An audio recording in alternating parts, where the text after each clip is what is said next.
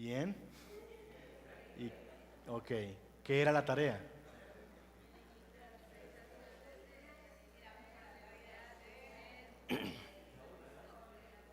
Ok. Algunos relatos para revisar, ¿cierto? ¿Cuáles eran? Primero era ¿cuál?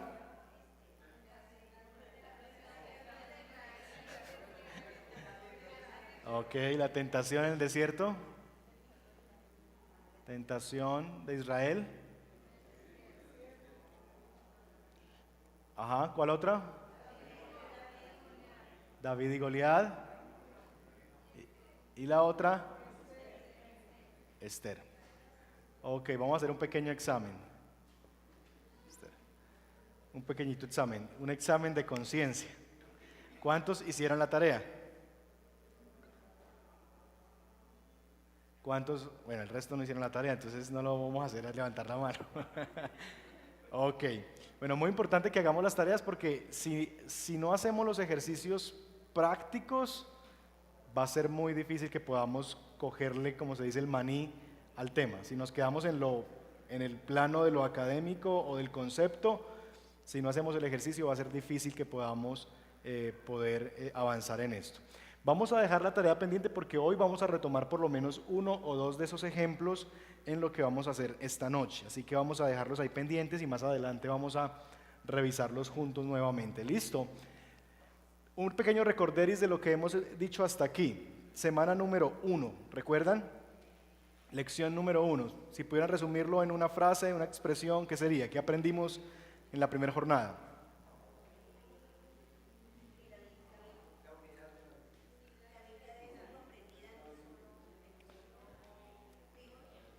Ajá, ok, la Biblia debe ser comprendida como una sola historia, ¿cierto? Cuyo autor es Dios, protagonista Jesucristo y el Espíritu Santo, quien la escribe en el corazón de los que creen. Eso es básicamente la idea general de la lección 1.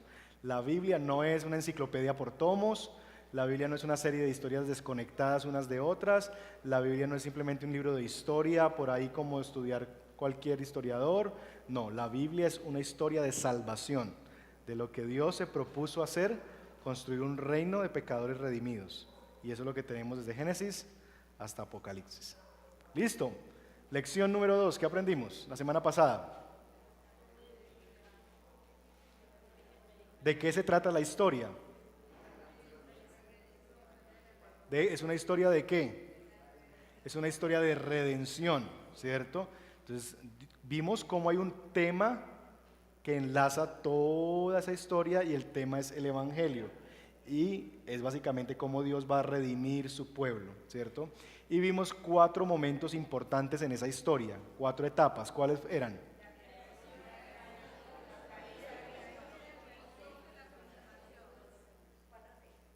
Creación, caída, Cristo y consumación. Muy bien.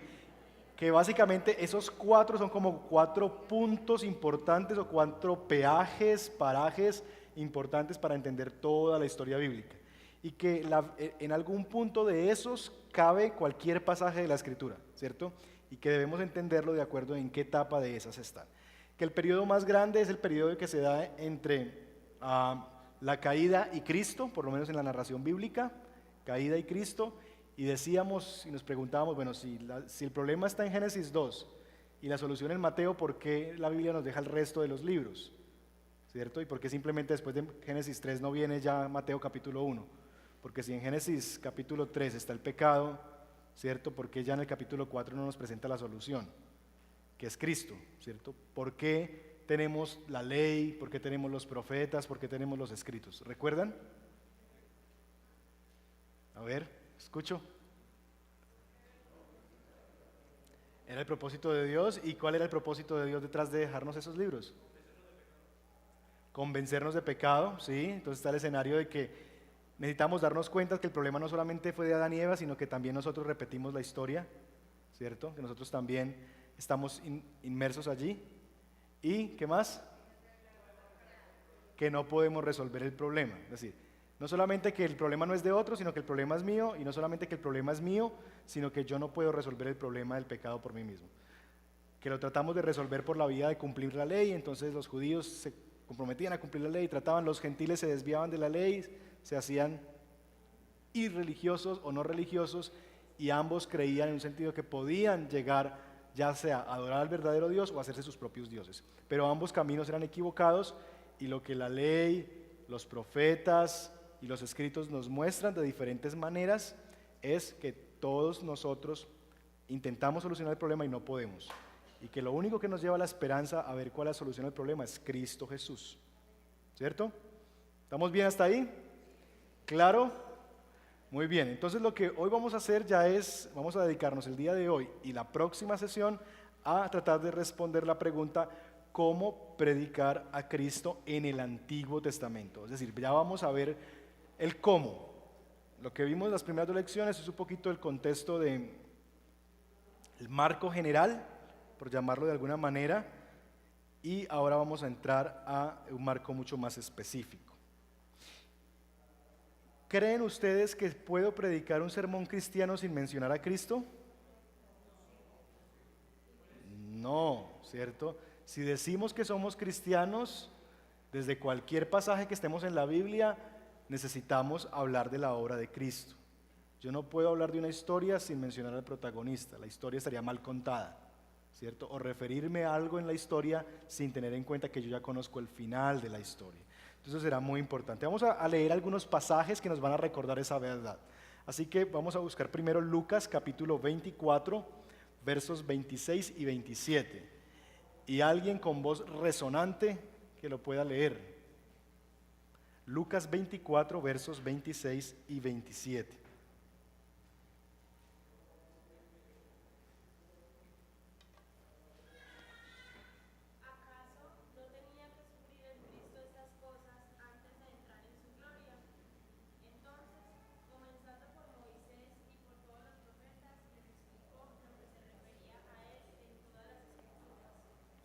Ajá, entonces comenzando por Moisés, ¿cierto? Entonces vamos a ir señalando aquí algunas cosas. Aquí tenemos creación. ¿Se acuerdan de este dibujito? Aquí tenemos Cristo. Por aquí tenemos caída, más o menos, pongámoslo por aquí. Caída. Y aquí tenemos nueva creación, lo que llamaríamos consumación, ¿cierto? Nueva creación. Esa es la historia del tiempo. Y entonces lo que Jesús está diciendo aquí es que Él comenzó ¿por dónde? Por Moisés. ¿Dónde ubicaríamos a Moisés en esta línea? Pongámoslo por acá, ¿cierto? Después de la caída, digamos que viene Abraham. Pongámoslo aquí. Comenzando por Moisés. ¿Por dónde siguió? Por todos los profetas. Pongamos a los profetas por aquí.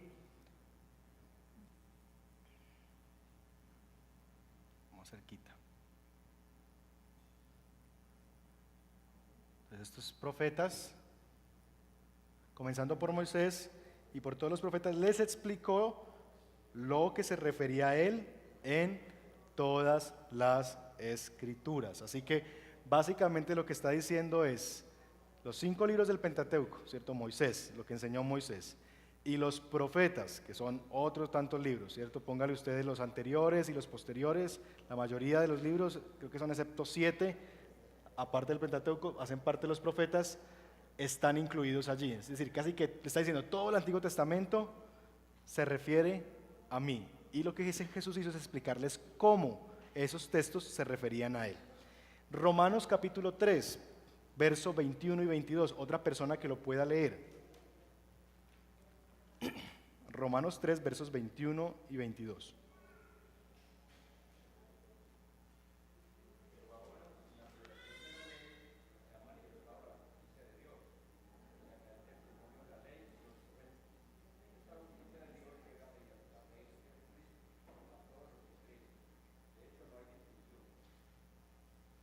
Ajá.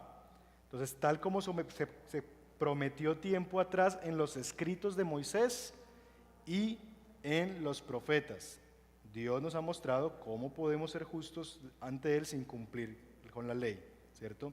Básicamente el argumento de Pablo es que estaba diciendo también que esto que vemos ahora en una realidad en Cristo fue lo que se prometió en los escritos de Moisés y en los profetas. Esto es la justificación por la fe. Así que también vemos ese testimonio allí. Y finalmente Hebreos capítulo 1, y alguien más que lo lea, versos 1 al 4.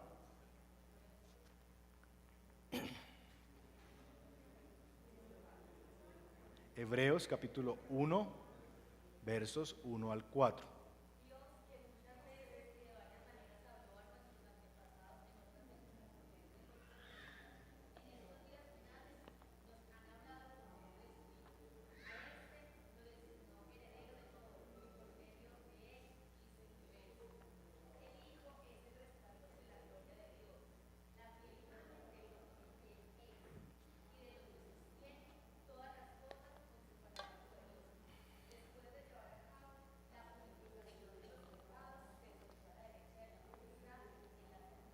Muy bien, hasta ahí.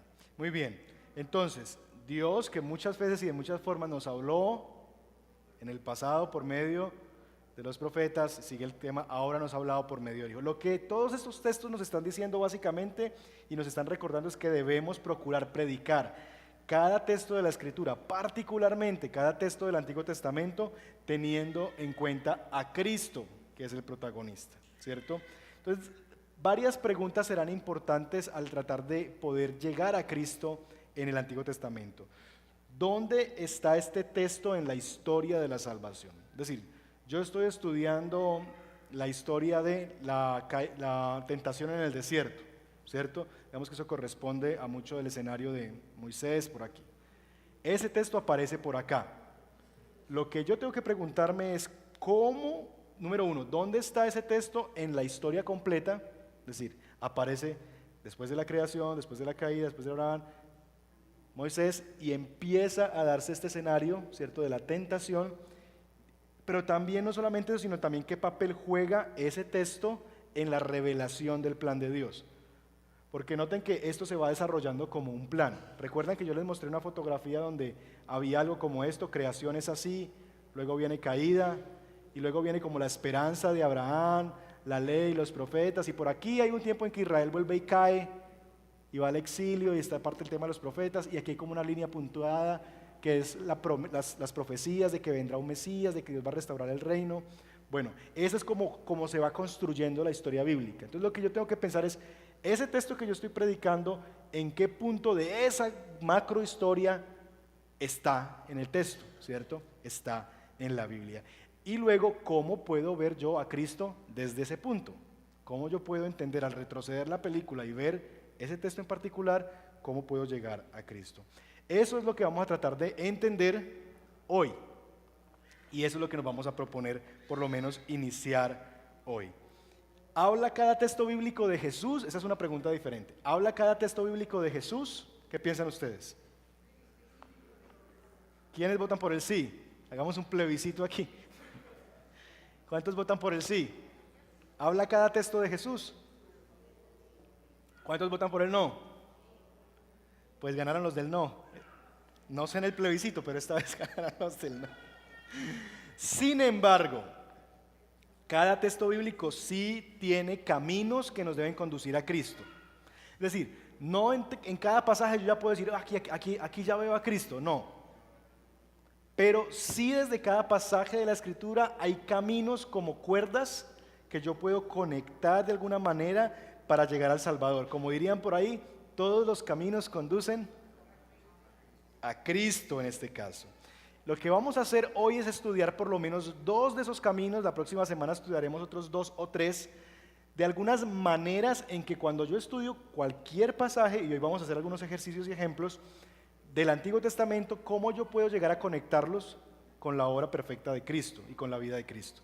Entonces, aunque no en todo texto de la Escritura yo puedo ver a Cristo, allí mismo en el texto, sí hay caminos trazados por los cuales yo puedo transitar y ver cómo conduce hacia la verdad y la persona de Jesús.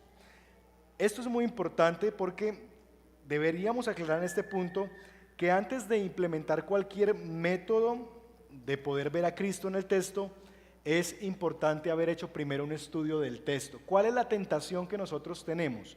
La tentación es coger un texto, por ejemplo, la toma de Jericó, que lo vamos a estudiar ahorita más adelante.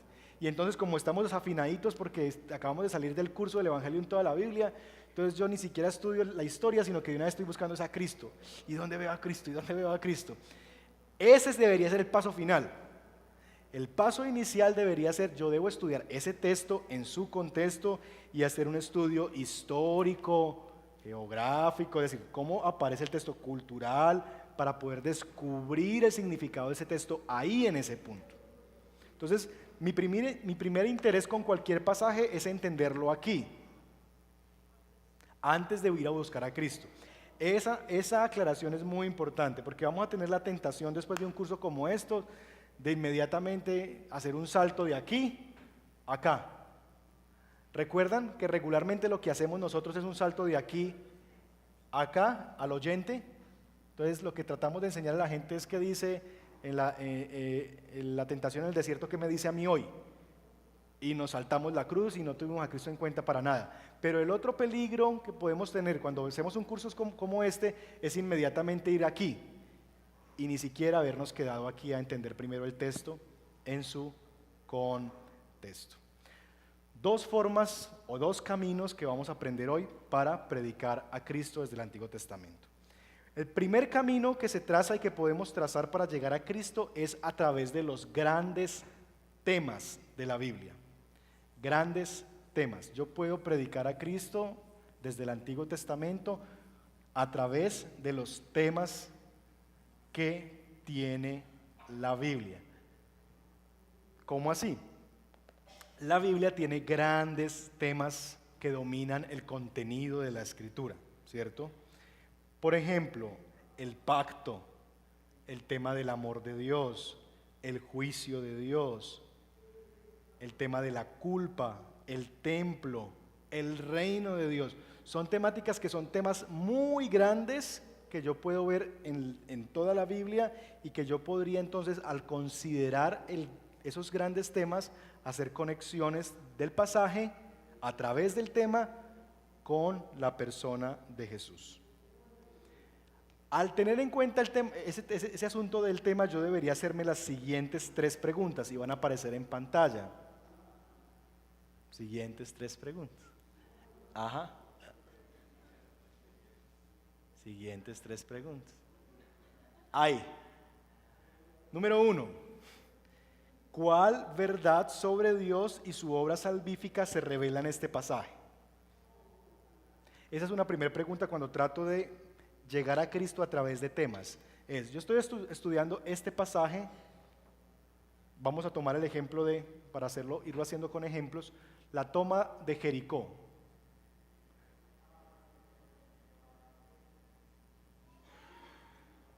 ¿Recuerdan en qué texto está esto? ¿Qué pasaje de la Biblia?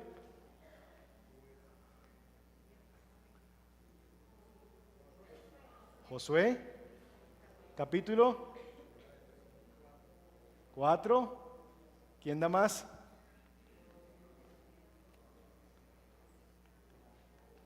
Terminen de escribir las preguntas porque si no, no me van a poner cuidado. Las quitaron, por favor. Muy bien.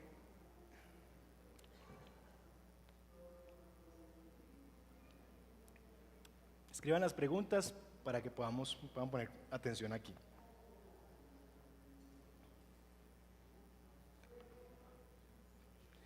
Vamos a hacerlo más bonito.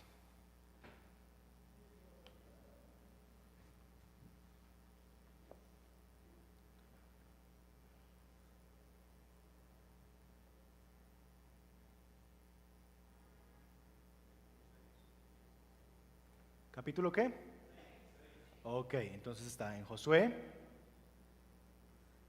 capítulo 6. La historia es la toma de Jericó. Ok, entonces lo primero que tenemos que hacer y lo que queremos determinar es tratar de ver la historia si hay algún tema dominante en la historia, ¿cierto? Porque queremos cómo a través de esta historia de Josué capítulo 6 podemos ver la conexión con Cristo, ¿cierto? ¿Qué es lo primero que yo hago? Determino en qué punto de la historia está. Bueno, ya Dios ha creado, ya el hombre ha caído, ¿cierto? Ya la promesa ha sido dada a Abraham, ¿cierto? Ya Moisés ha sacado al pueblo de Egipto y están empezando ahora a través de Josué a llegar a la tierra prometida. Ahí es donde está ubicado el texto en términos de la historia de la redención. ¿Cómo han llegado allí? Dios los liberó ya de Egipto, Dios ha hecho cosas poderosas, Dios los sacó del desierto, los está introduciendo a la nueva tierra, en fin. Tengo eso en mi mente. Ahora el punto es hacerme las siguientes preguntas. Primero, ¿cuál es la verdad de Dios y su obra salvífica que se revela en este pasaje? Segundo, ¿cómo es que esta verdad en particular, o ese tema en particular, viaja en la historia de la redención? Y tres, ¿cómo encuentra su cumplimiento en Cristo? Son esas tres preguntas que nos vamos a hacer. Entonces, yo les voy a poner el ejemplo y luego ustedes van a hacer un ejercicio. ¿Listo? Yo voy a hacer el ejemplo con la toma Jericó y luego ustedes van a hacer un ejercicio en grupitos para que practiquemos cómo lo haríamos con otro pasaje de la Biblia. Entonces, vamos a la Biblia, Josué capítulo 6. Ese ha sido el pasaje que me asignaron en la escuela dominical para enseñar, que me toca en la escuela bíblica poder ilustrar, o en mi grupo pequeño me han dado que debo predicar el domingo en un grupo de jóvenes este pasaje, este capítulo de la Biblia. Josué capítulo 6.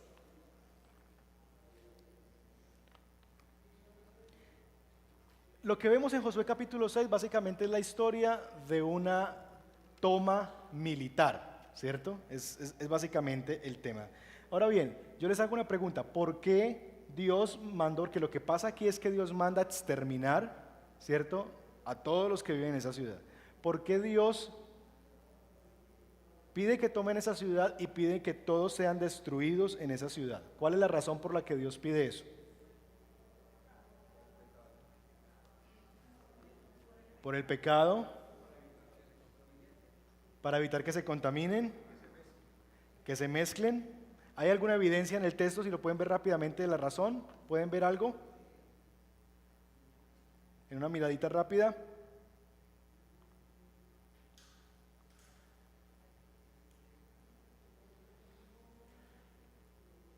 ¿Ustedes creen que Dios mandó a destruir a este pueblo porque quería hacerle una casita a Israel? Es decir, que la razón por la que Dios destruyó a Jericó es porque Israel debería vivir ahí. Entonces Dios dijo: como ustedes tienen que vivir ahí, saquen a estos y acaben con todos ellos. ¿Esa fue la razón?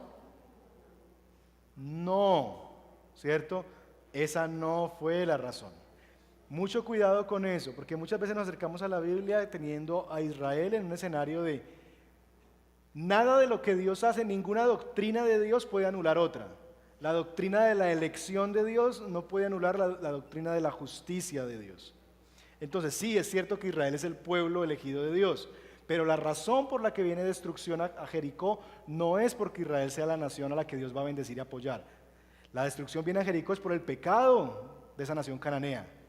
Y Dios lo que está haciendo en esta destrucción es juzgando el pecado de esa nación. Está viniendo juicio divino ante una nación que no ha reconocido y que son culpables de sus abominaciones delante de Dios. Así que el gran tema que vemos aquí es el tema del pecado o del juicio, porque realmente es por el pecado que viene el juicio. La destrucción de la ciudad viene como un juicio de Dios. El tema que domina el capítulo es el juicio de Dios sobre una nación que ha pecado, ¿cierto? Entonces ahí vemos el carácter de Dios, el Dios que es santo, está juzgando a una nación que es pecadora. Ahora bien, ese juicio, esa es la pregunta número 1. ¿Cuál es la verdad sobre Dios y su obra salvífica que se revela en este pasaje? ¿Cuál es la verdad de Dios? Que Dios es un Dios que es justo y que no puede dar, como hemos leído en Éxodo, por inocente al culpable, ¿cierto? Así que este relato es un relato de juicio.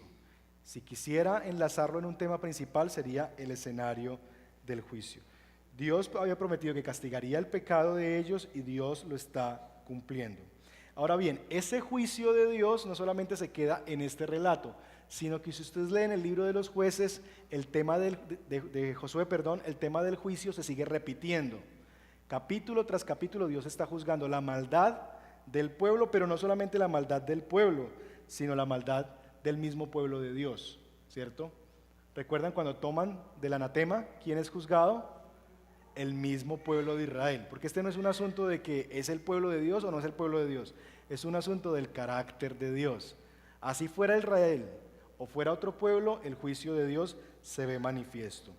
El juicio entonces se sigue por todo el libro de Josué y por toda la Biblia. De hecho, el pueblo de Israel va al exilio por el juicio de Dios. Entonces, en la pregunta número 2, si podemos...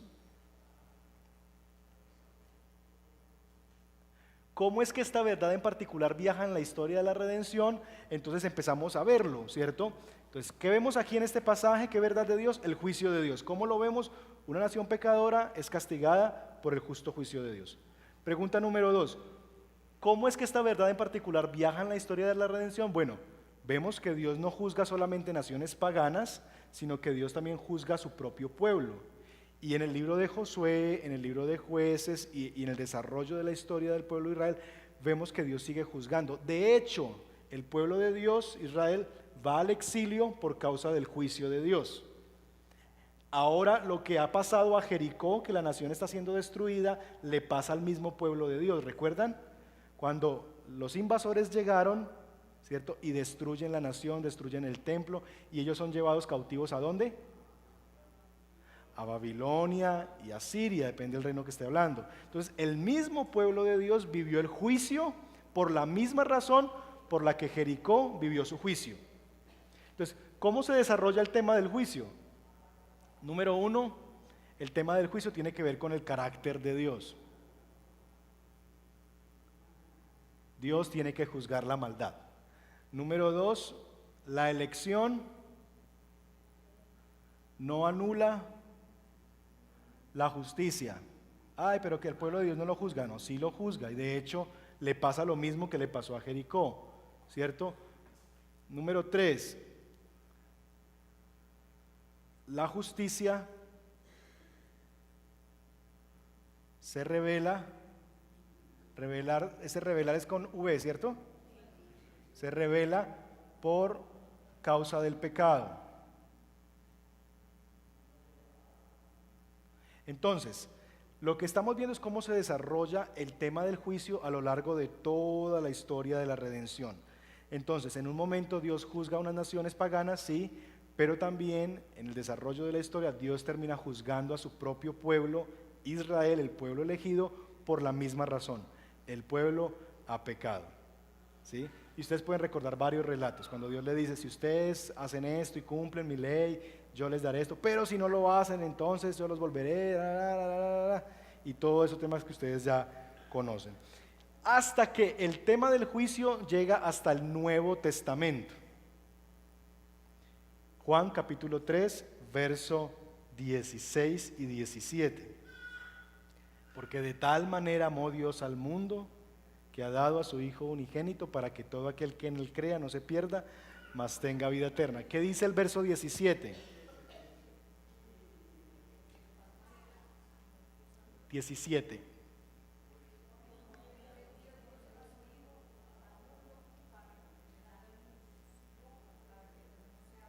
Dieciocho.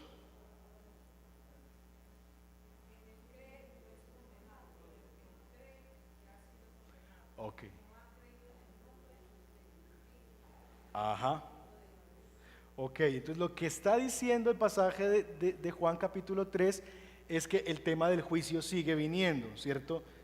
Jesús dice que todo el que no cree en Él, o el texto más bien dice que todo el que no cree en Él ya está condenado, ya ha sido juzgado.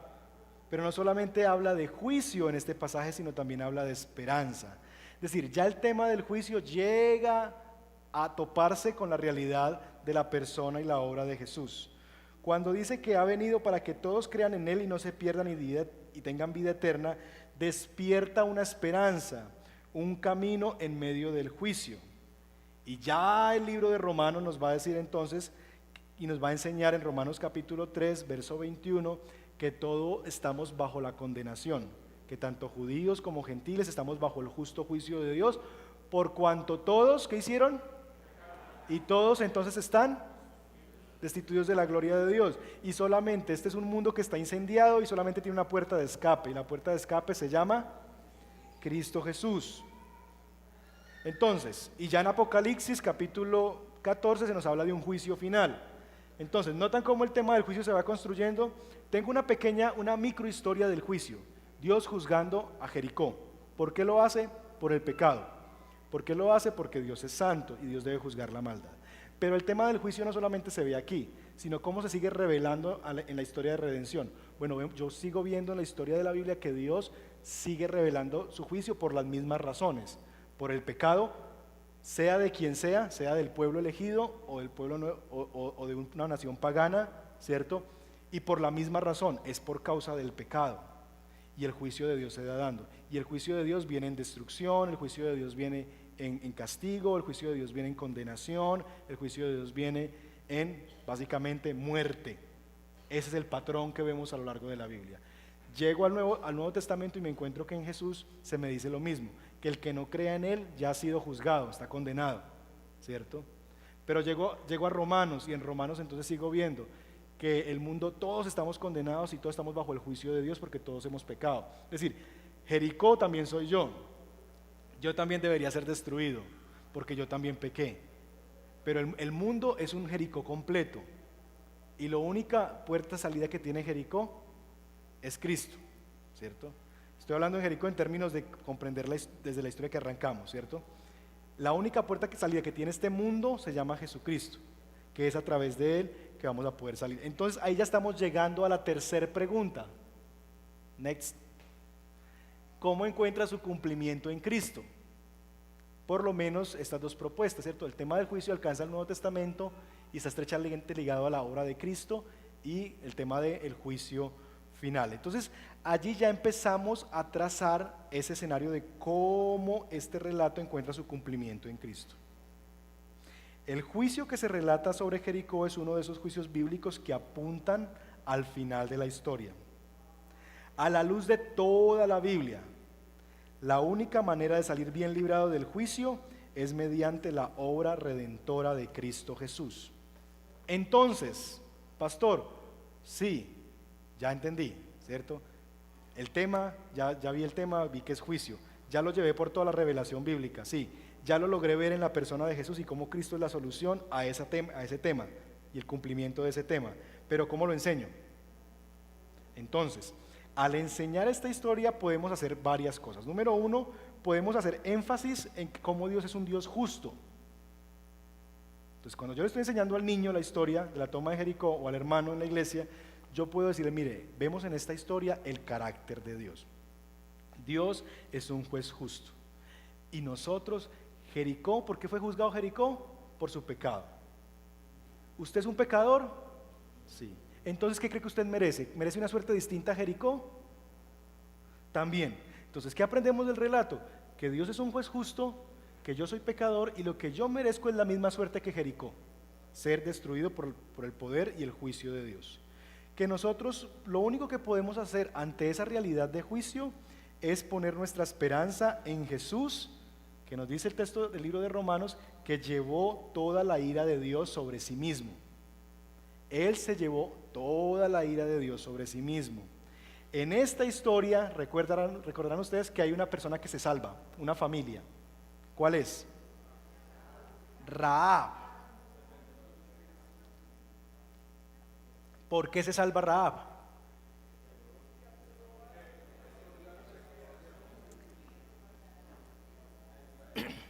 Porque reconoció el señorío de Dios. Este es Dios, ¿cierto? Y ella los guardó por eso. Clamó el perdón, ella clama por perdón. Y entonces Dios mostró su favor hacia ella, una persona que vivió reconociendo el señorío de Cristo y que se arrepintió de sus pecados, y mostró su favor con salvación. Josué capítulo 2, versos 11 al 13. En medio del temible juicio que había sobre esta nación, podemos aferrarnos a Cristo, quien recibió toda la ira de Dios, esto es el peso por nuestra culpa. En la cruz nosotros recibimos el perdón de Dios por nuestros pecados. Así que cuando yo voy a esta historia, lo que yo puedo hacer es eso básicamente. Decirles, aquí hay una historia así, de cómo Dios juzga, ¿cierto? El tema es el juicio. Dios juzga a esta persona porque Dios es santo. Y Dios juzga a estas personas porque son pecadoras. Y vemos en la historia de Jericó, y yo puedo enseñar el relato de lo que pasó. Esta nación es una nación pagana, no quiso reconocer el señorío de Dios, adoraba a otros dioses, y el juicio de Dios vino por eso, porque ellos eran pecadores, ¿cierto? Y Dios destruye a los pecadores. Es así. Número 2, yo puedo enseñar en esta historia la condición del ser humano. Entonces estoy enseñando la caída. Nosotros también somos pecadores. ¿No les parece que nosotros también somos pecadores? Entonces dicen, sí, yo también, claro. 3, ¿cuál creen ustedes? A más B, ¿cierto? Dios es santo y juzga el pecado, y yo soy pecador. ¿Cuál es el resultado que deberíamos merecer? La muerte. Lo mismo que Jericó, deberíamos ser destruidos. Pero ¿saben una cosa? En esta historia hay una mujer que se salvó, Rahab. ¿Saben por qué ella se salvó? Porque fue una mujer que puso su confianza en Dios, porque reconoció quién era el verdadero Dios, y porque finalmente reconoció ese señorío en medio de su vida, y puso su confianza en que Dios iba a cumplir lo que había prometido, que el día en que ellos llegaran, ellos la iban a salvar, y ella confió en esa promesa y no los delató. ¿Saben una cosa? Nosotros tenemos una esperanza mayor que la de Rahab, y es la persona de Cristo Jesús, porque el mundo es un Jericó completo. Todos somos pecadores como en Jericó, y el mundo tiene la misma suerte que Jericó, merece ser destruido por Dios. Pero hay una forma en que Dios en la historia nos dejó para ser salvados del juicio de Dios. Jesucristo vino y tomó en sus hombros en la cruz del Calvario todo el juicio por nuestros pecados, de tal manera que cuando Dios nos ve a nosotros, ya nos ve como libres de culpa. Y cuando Dios nos ve a nosotros en la persona de Jesús, Él recibió todo el juicio, Él recibió todo el castigo de Jericó, de los habitantes de Jericó y de los habitantes de Medellín y de Sabaneta sobre Él. La única manera en que yo puedo ser salvado de este mundo que se va a destruir y que está siendo destruido, y de la condenación que me dice Juan capítulo 3, es cuando yo reconozco el señorío de Cristo, como lo hizo Rahab, que reconoció el señorío de Dios, y pongo mi confianza en las promesas de Dios, en la persona de Jesús. Entonces, noten cómo llevé un pasaje, toma de Jericó, a la realidad de Cristo Jesús. ¿Claro? ¿Sí? ¿Vemos la diferencia? ¿Cómo cambia un texto cuando lo vemos a través de la óptica de Cristo? ¿Sí? ¿Animados para hacer el ejercicio? Muy bien, vamos a hacer un ejercicio. Entonces nos vamos a reunir en grupitos de 4 personas y vamos a estudiar segundo libro de Crónicas capítulo 7. A ver, organícense ustedes con libertad, pero no más de 4 personas, por favor, porque si no se vuelve muy complicado el ejercicio. Grupitos de 4 y van a estudiar segundo libro de Crónicas capítulo 7 y van a responder esas 3 preguntas que van a aparecer en pantalla, que son las mismas que yo acabo de hacer con el ejemplo de la toma de Jericó. Listo, tenemos 15 minutos para eso. Su atención, por favor.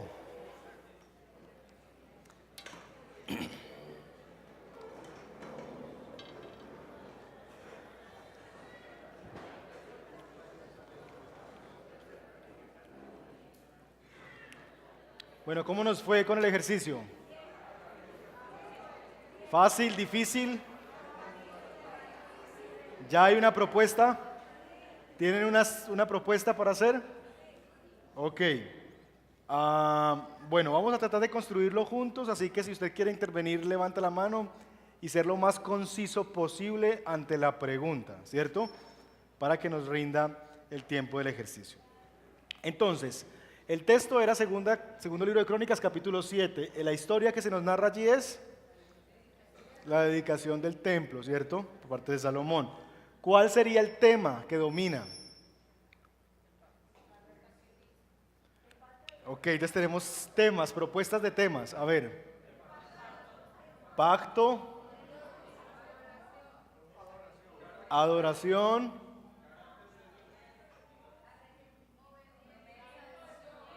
mano arriba, mano arriba. Sacrificio.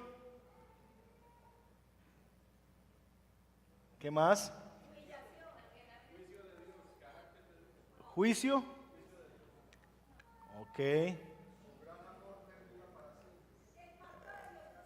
pacto ya está. Arrepentimiento. Redención. Promesas. Cumplimiento de promesas. Ok, entonces promesas. ¿Qué más? Esperanza de un rey. Entonces, reino de Dios. Ok. Ya tú dijiste un tema. Dios es justo y santo. De parte de... Ok. A ver, de parte de él. Consagración. Consagración. Vamos a dejarlo ahí. ¿Listo?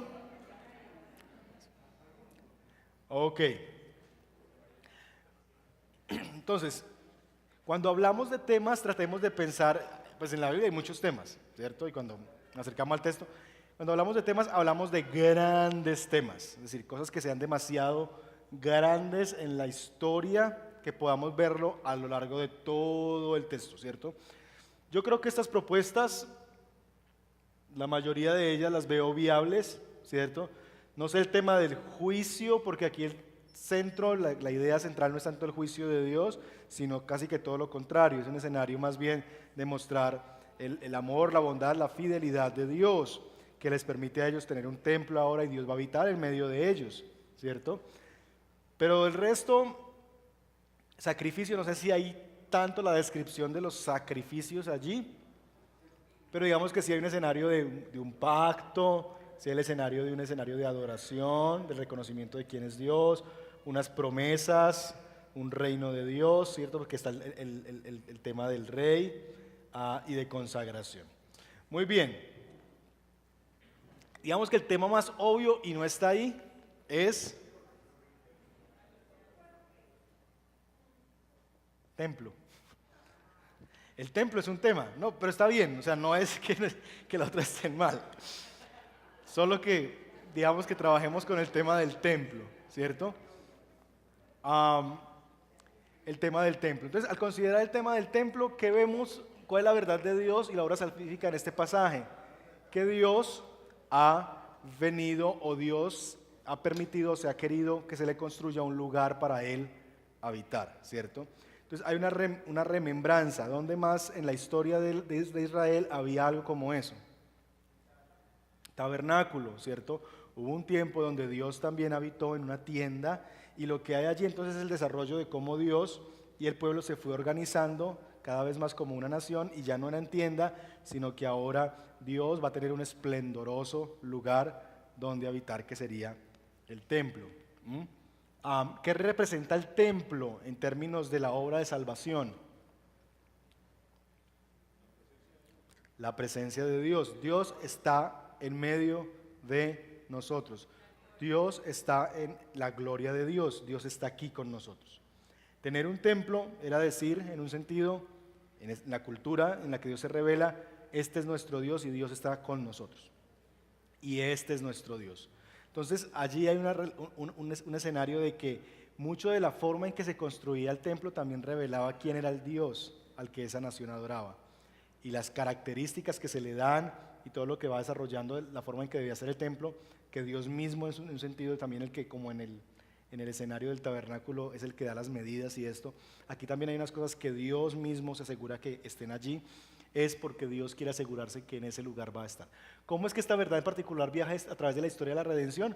Bueno, entonces lo vemos, nos devolvemos en la historia y empezamos a verlo, ¿cierto? Entonces lo primero que vemos en el escenario es que Dios habitaba ¿dónde? Antes de eso.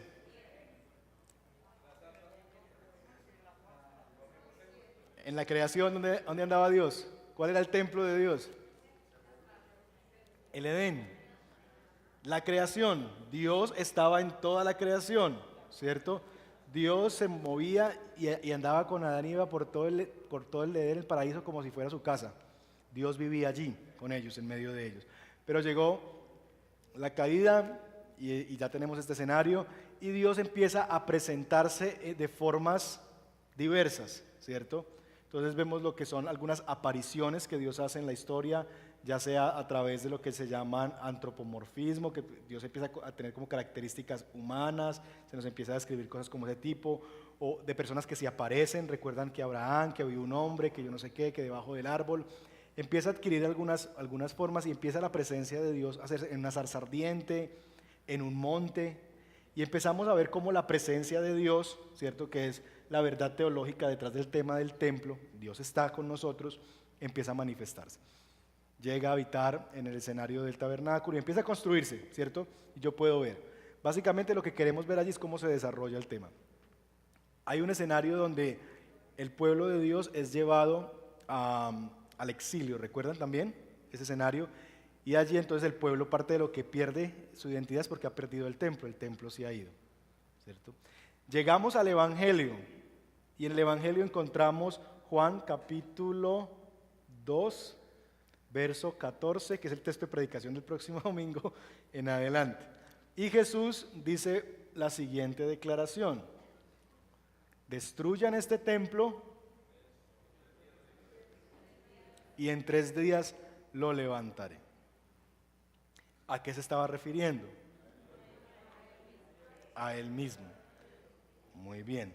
Tenemos Juan capítulo 1 y él nos ha dicho que Dios se hizo hombre y habitó entre nosotros, ¿cierto? La palabra ya hemos visto se tabernaculizó en medio de nosotros. Entonces, ¿cómo encuentra su cumplimiento en Cristo? Ese tema del templo. ¿Qué creen ustedes? Denme propuestas. Es decir, ya hemos visto cómo se va desplazando de un lugar que se movía, de manifestaciones muy específicas con algunas personas específicas, a un lugar donde ya era más público, podían ir algunos, pero no todos podían entrar, ahora la persona de Jesús. ¿Qué piensan? Dios se hace presente.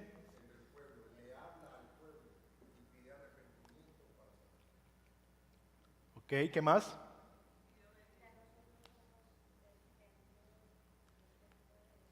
Ok, eso sería ya empujarlo más allá de Cristo, pero está bien, que ya después hay iglesias que nosotros somos el templo. Ajá, ese es un empujarlo un poquito más allá.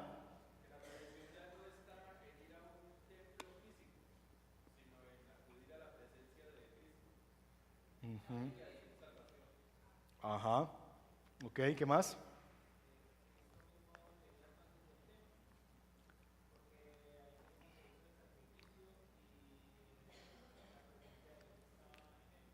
Ajá, muy bien, sí. ¿Qué más? ¿Propuestas? No es que, a ver.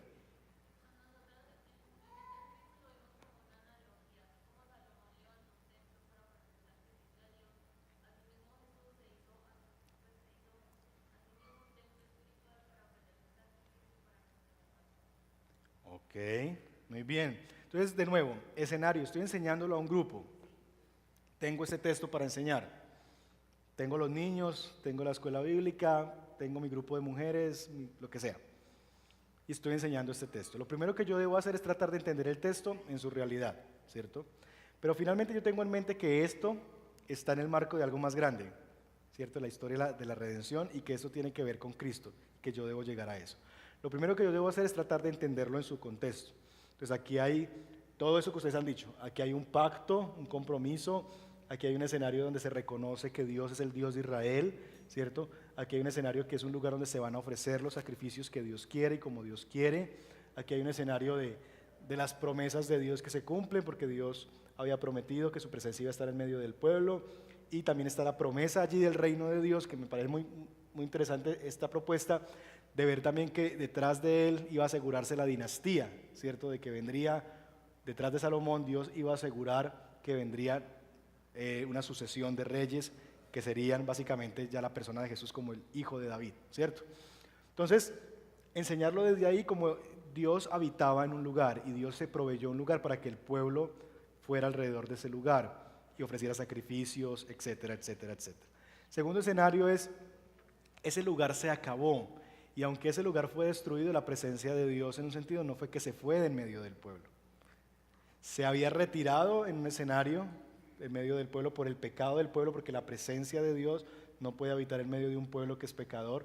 La presencia de Dios es quitada. Recuerden la visión de Ezequiel, que Dios se va como en carros y se aparta del templo y como que todo el mundo desaloja el templo, todo el mundo sale corriendo del templo porque nadie quiere, Dios dice ya aquí no tengo que hacer nada y se va, ¿cierto?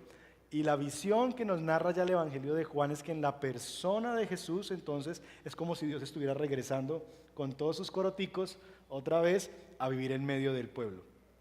Por eso dice que preparen el camino al Señor, porque es una dignidad, un rey nuevamente que iba a venir a habitar en medio del pueblo. Entonces, ¿qué puedo yo enseñar detrás de esta historia? Varias cosas. Yo puedo decirle, ya Dios no habita en templos de manos de hombres. Entonces, niños, cuando venimos a la iglesia, no venimos a la casa de Dios. No venimos a la casa de Dios.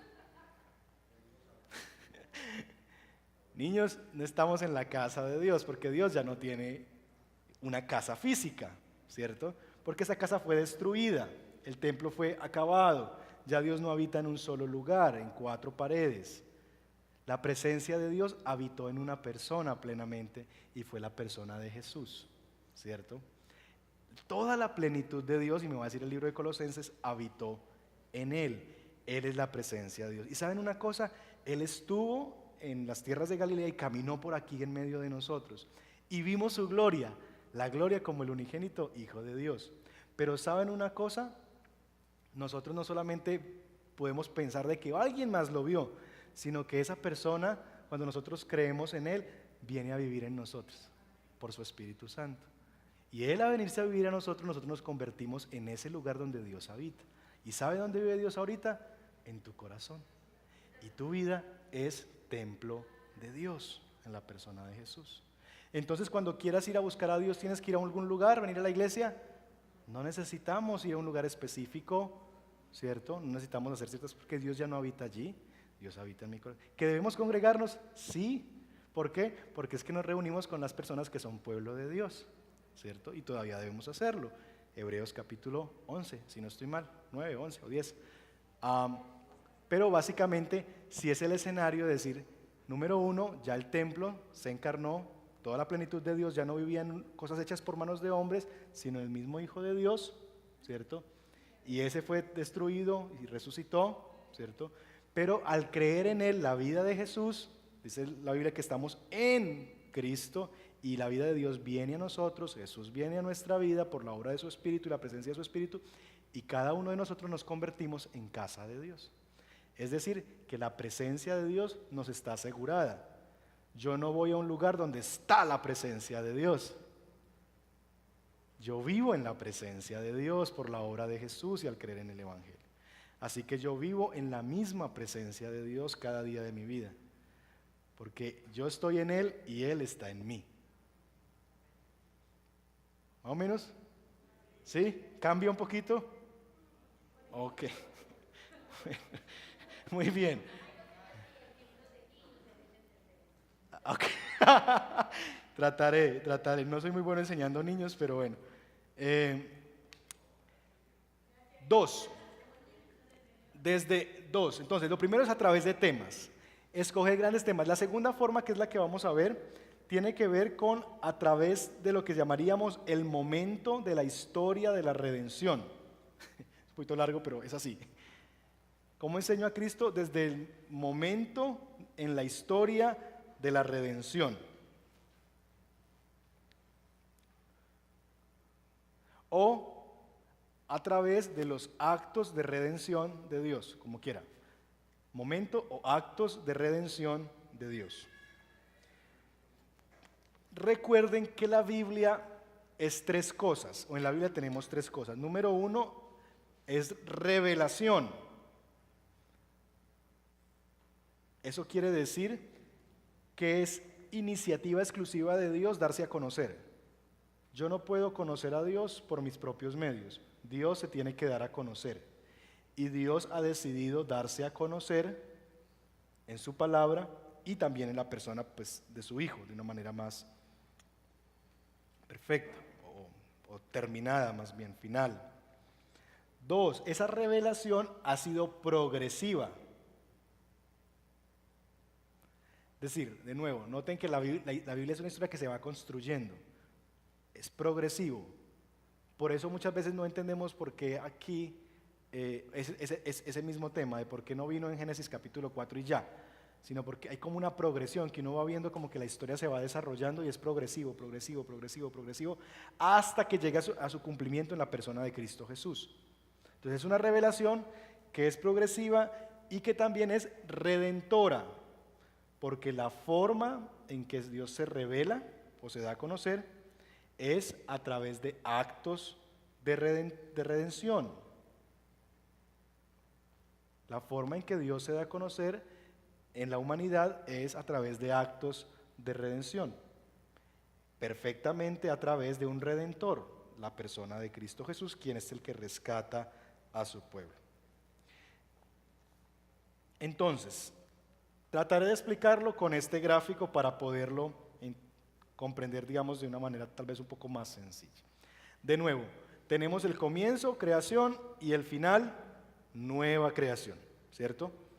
Que es como un espejo, como un reflejo. Aquí creación y aquí otra vez creación, como si hubiese un reflejo allí de lo que un día fue.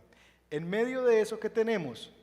Que Dios hizo unos actos, o un acto más bien, de redención en la persona de Cristo Jesús. Ese es el centro de la historia, lo que llamaríamos la cruz. Lo que llamaríamos la cruz. Aquí en medio de eso está que Dios hizo un acto redentor en la persona de Jesús, cuando fue a la cruz del Calvario a morir por el pecado de todos nosotros. Eso está en el centro. Pero en medio de eso hay un antes y hay un después de eso, ¿cierto? Un antes de Cristo y un después de Cristo. ¿Qué es lo que tenemos en el antes de Cristo? Actos de redención de Dios en la historia de Israel. Déjeme mostrarle una lista. Noé. Lo que vemos en la historia de Noé es un acto de redención. Dios iba a destruir una nación, de nuevo, a su pueblo, destruir. ¿Por qué? Porque Dios es santo, el pueblo es pecador, hay juicio, lo que merecen es la muerte. Pero Dios decide en su gracia ver a un hombre con favor de Dios. Y dice que Noé halló gracia a los ojos de Dios. Y allí vemos un pequeño acto de redención. Redención significa salvación, en el que Dios interviene en la historia de un hombre y su familia y lo salva. Allí hay un acto de redención, ¿cierto? Entonces, ¿de qué se trata este punto? Tratar de ver a Abraham, un hombre pagano de una nación que se llamaba Ur de los Caldeos, y Dios lo saca de allí y lo convierte en el padre de multitudes.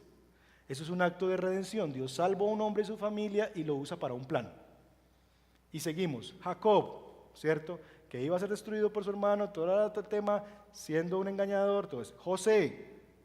Dios usa a este hombre José, y a través de todo lo que le pasa a José, Dios salva a una nación completa de morir de hambre, que era el pueblo de Israel. Hay un acto de redención en la historia de José. Moisés. Dios, hay un pueblo que está cautivo en Egipto, una nación que está oprimida. Dios usa a un hombre para redimir, rescatar esa nación de la opresión de Egipto. Un acto de redención. Josué, seguimos viendo, ¿sí? Jueces, gente que viene y oprime al pueblo de Dios, y Dios envía ciertos jueces liberadores para que saquen al pueblo. Y así seguimos viendo. Ruth, ¿cierto? Una mujer moabita que está fregada, ¿cierto? Y Dios le da un pariente redentor, un Goel, alguien que viene y le dice: mire, nadie se quiere casar con usted, usted está llevada, pero yo sí quiero casarme con usted. Venga, yo me caso con usted, yo la quiero, ¿cierto?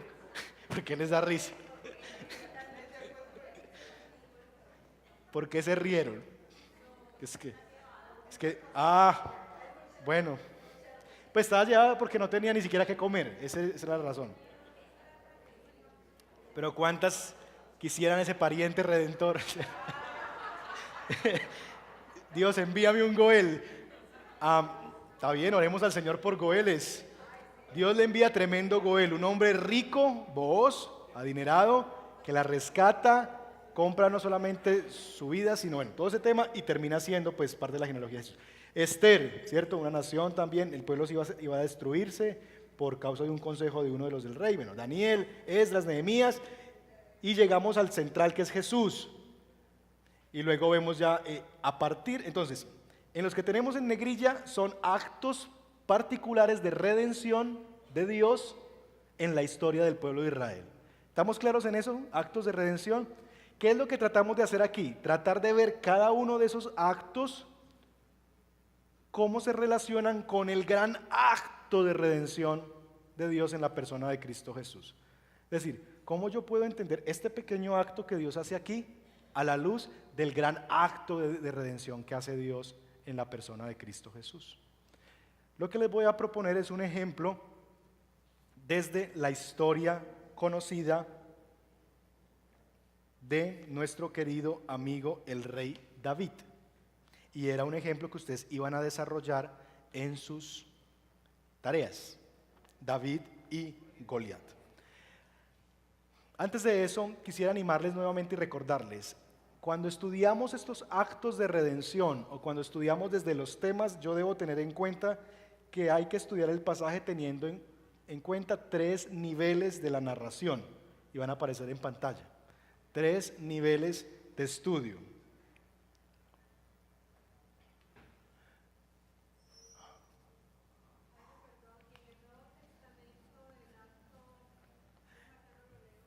Ok, en el Nuevo Testamento dice, el libro de Hechos, hay varias historias en que Dios rescata a su iglesia, la opresión, Pedro en la cárcel, todas las historias que se nos narran en el libro de Hechos, ¿cierto? Los falsos profetas, cómo Dios protege a su pueblo de la falsa enseñanza a través del mensaje apostólico. Allí hay actos de protección, de redención de Dios. Nuestra historia, porque la historia de la iglesia se sigue construyendo, aún nuestra historia podría ser contada como un acto de redención.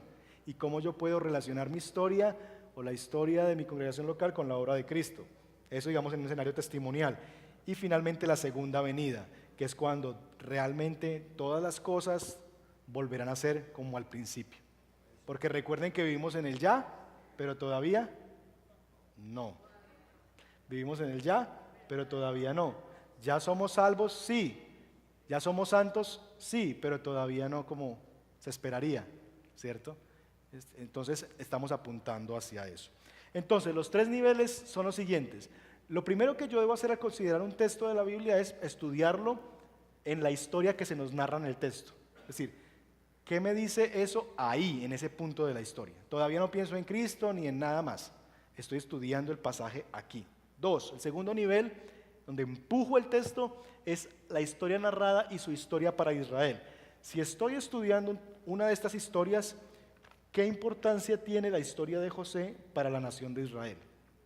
Entonces trato de estudiarlo en el marco un poquito más grande.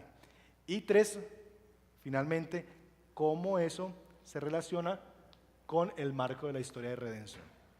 Entonces, si lo hiciéramos en círculos, sería algo como lo siguiente. Lo que yo debería pretender hacer es primero estudiar el texto en su contexto local, ¿cierto?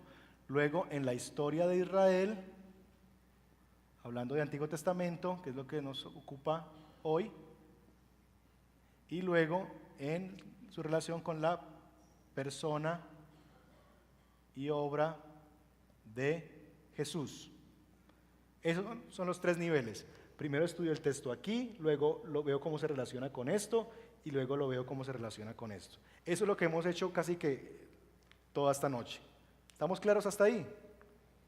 Muy bien, entonces les voy a poner el ejemplo y quiero que me sigan porque ustedes se supone que hicieron la tarea en casa.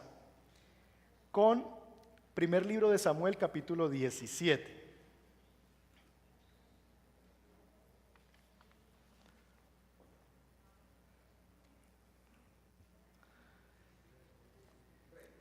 Tomémonos 5 minuticos de break para que nos estiremos, tomemos agüita y volvemos con el ejemplo y ustedes hacen un ejercicio y terminamos. Samuel 17, sí. Vamos a considerar David y Goliat, básicamente. Estiren piernas.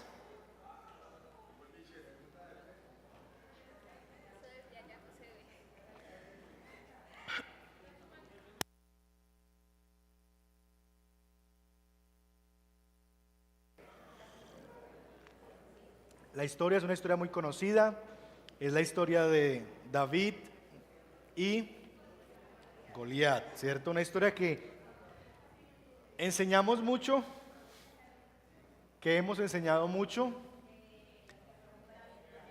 que es regularmente lo que enseñamos en esa historia. A ver,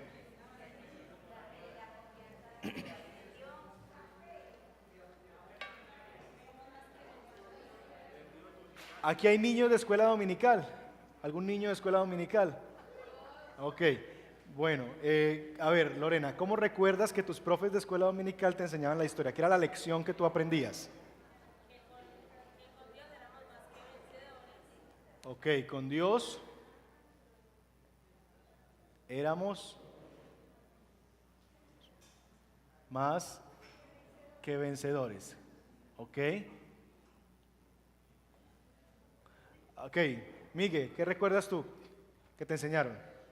No lo que tú piensas que te enseñaron. Que confiara en Dios. Que confiara en Dios, que Él te daría la victoria. Él me dará la victoria. Okay. ¿Qué otras formas han escuchado que se enseña esta historia? Que debo derrotar todos mis Goliat. Derrotar mis gigantes, pongámoslo así. Ok, listo. Esas son algunas formas en que regularmente nos hemos acercado al relato, ¿cierto? Y es muy común. Recuerden, vamos a tratar de entender esta historia en este ejemplo en los 3 niveles. Entonces, el primer nivel de análisis es la historia en su contexto, ¿cierto? Bueno, ya lo borré. Texto en su contexto. Tratar de entender cómo funciona la historia en la historia. Entonces, aquí está la historia de un pequeño joven, muy pequeñito, hablan de, no sé, 16, 18 años más o menos, un pastor de ovejas, que en capítulos anteriores, si no estoy mal, capítulo 15 o 16, ha sido ungido como rey, ¿cierto? Y estaba en el escenario de que está cuidando las ovejas de su papá le manda a llevar el almuerzo a sus hermanos, él va a llevar el almuerzo y se da cuenta de una situación. La situación es que hay unos personajes llamados los filisteos que están acechando al pueblo de Dios, ¿cierto? A los judíos, y ellos básicamente lo que están diciendo es que los van a destruir, que los van a acabar, que el Dios de Israel no es nadie, que ellos van a acabar con todo eso. Tienen un ejército más poderoso y se levanta un señor llamado Goliat, que parece que es un gigante, hablan de 3 metros más o menos, entonces es un hombre altote, y lo que hace este hombre es desafiar al ejército. Dice, mándenme a uno que se enfrente a mí, y el que gane ha vencido. Es decir, aquí hay un tema de representatividad. Hay un representante, como todos celebramos que todos ¿cuántos oros tenemos nosotros? 2. Y realmente usted no ha ganado nada, usted no salta ni 30 centímetros, yo tampoco.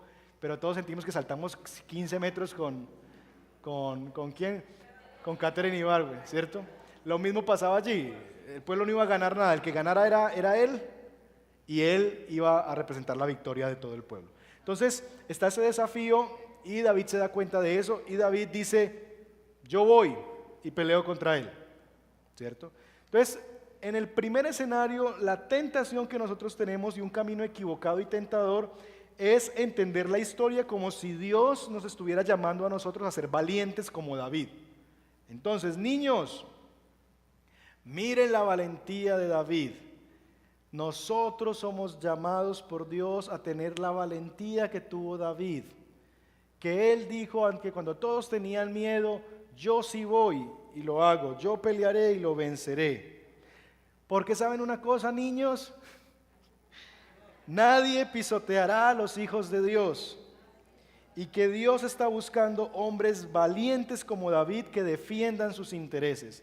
¿Quieren ser ustedes esos niños que defienden los intereses de Dios? Ok. Ese es un nivel muy primario, es decir, dejar la historia en eso, no es que eso esté mal, porque sí, es valiente, o sea, uno no puede decir que el pelado no fue valiente, claro que sí, ver ese man de 3 metros y un peladito, flaquito, pastor de ovejas, que lo único que se da era tirar piedritas, cierto, con una caucherita, pues sí se requiere valentía, pero dejar la historia ahí es dejarla en un estado muy pobre. Y podemos decir, ay, ya le enseñamos, ¿y qué aprendimos hoy? No, la profe me dijo que tal cosa, la profe Melissa me dijo que tenía que hacer esto, ¿cierto? Y dejar la historia en ese sentido, ¿cierto? Y Dios no quiere eso. El autor bíblico, cuando escribe esta historia, no está pensando en enseñarnos la valentía de David. Lo que el autor bíblico está interesado más bien es presentarnos cómo este relato hace parte de algo más grande, la historia del pueblo de Dios. La historia del pueblo de Dios. Cómo este pasaje tiene relevancia y relación con algo mucho más grande, porque aquí lo que está en juego no es simplemente un asunto de una peleita, aquí está en juego el futuro de una nación. Vamos al segundo nivel. Segundo nivel es entender la historia a la luz de toda la historia de la nación de Israel. Entonces, recuerden, David es el rey que ha sido ungido por Dios secretamente en el capítulo 16. Es ese rey, porque David ya es un rey que ha sido ungido por Dios, todavía no ha sido presentado como rey, pero David ya es, ante los ojos de Dios, el rey legítimo de la nación. Es ese rey David quien salva a Israel de sus enemigos, porque recuerden, aquí lo que hay es una batalla representativa.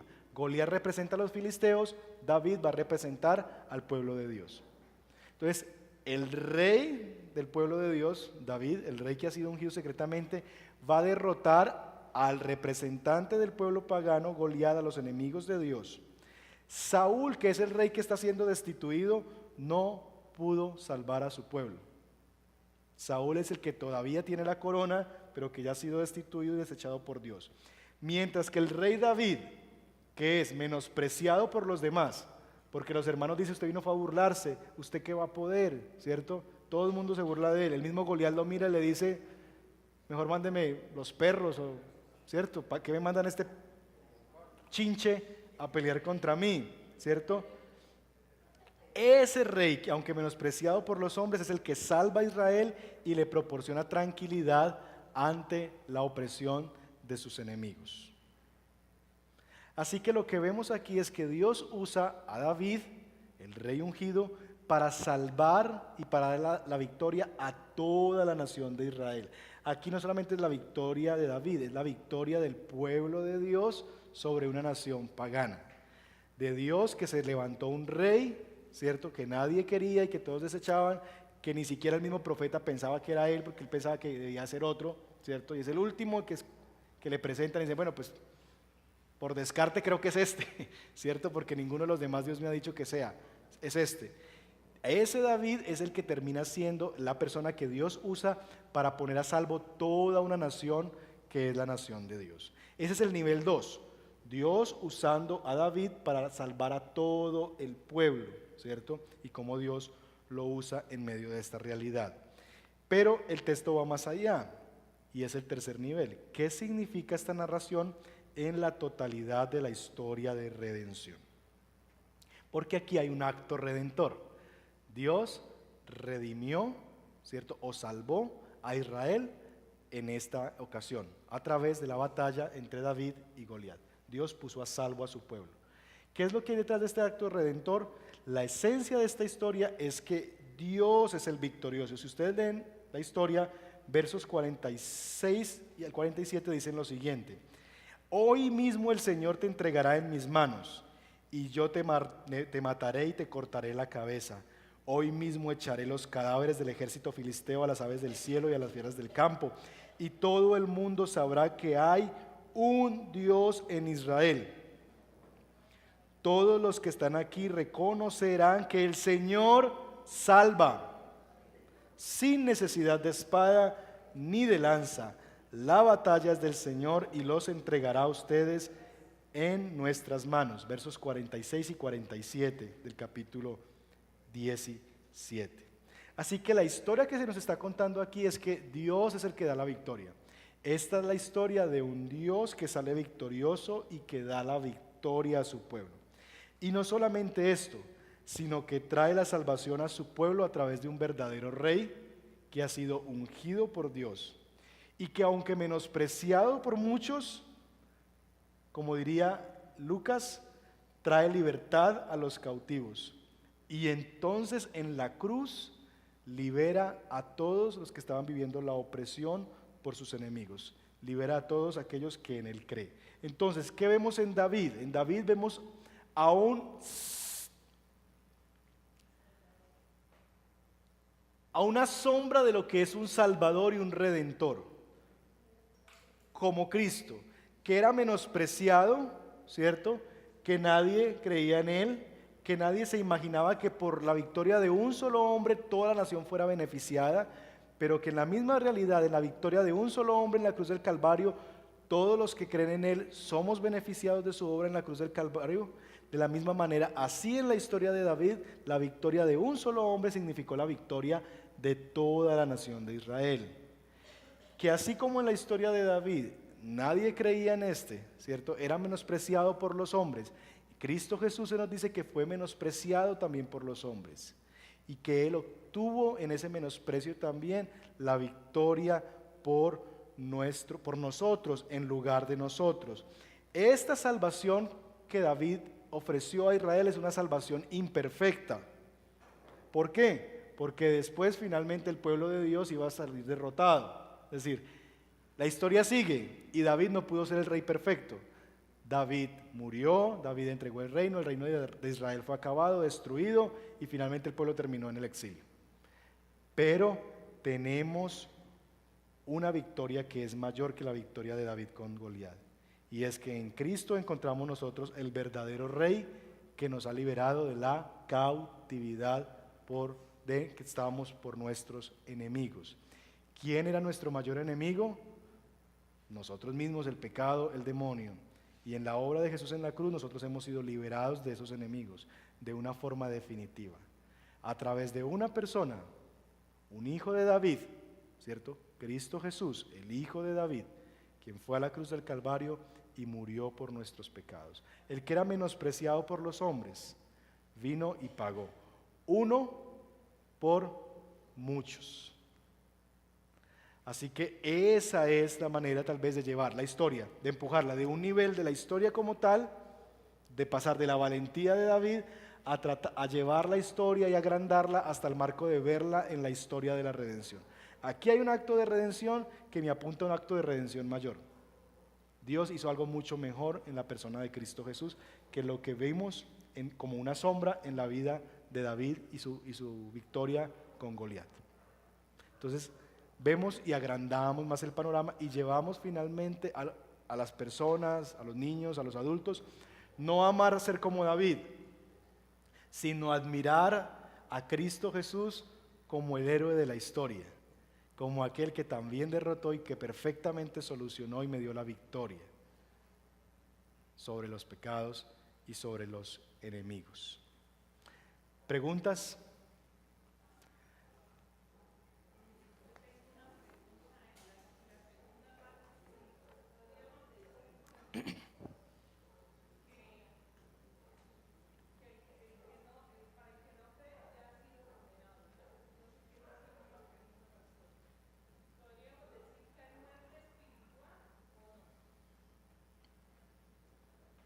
Todos sin Cristo estamos muertos. Y es lo que dice la Biblia. O sea, toda persona que no está en Cristo está muerta. Lo que hace la obra de Cristo es que nos da vida. De resto, es decir, Dios no nos saca de cero y uno los coge para atrás y otros para adelante. No, todos estábamos en menos 500. Todos estamos perdidos y condenados. Y de la condenación Dios tiene misericordia y nos convertimos en pueblo de Dios. Pero no es que algunos para la izquierda y otros para la derecha, todos estábamos en la izquierda, ¿cierto? Todos estábamos en la misma tula, todos estamos muertos y como somos muertos no podemos elegir a Dios, ¿cierto? Porque el muerto no puede hacer nada y Dios tuvo misericordia de nosotros y nos salvó en Cristo Jesús. Entonces, sí hay muerte espiritual y esa es la realidad de toda persona antes de venir a Cristo. Muy bien, no nos da el tiempo, pero lo voy a dejar como tarea. Vamos a tratar de estudiar el Salmo 84, tratando de ver la historia en esos tres niveles.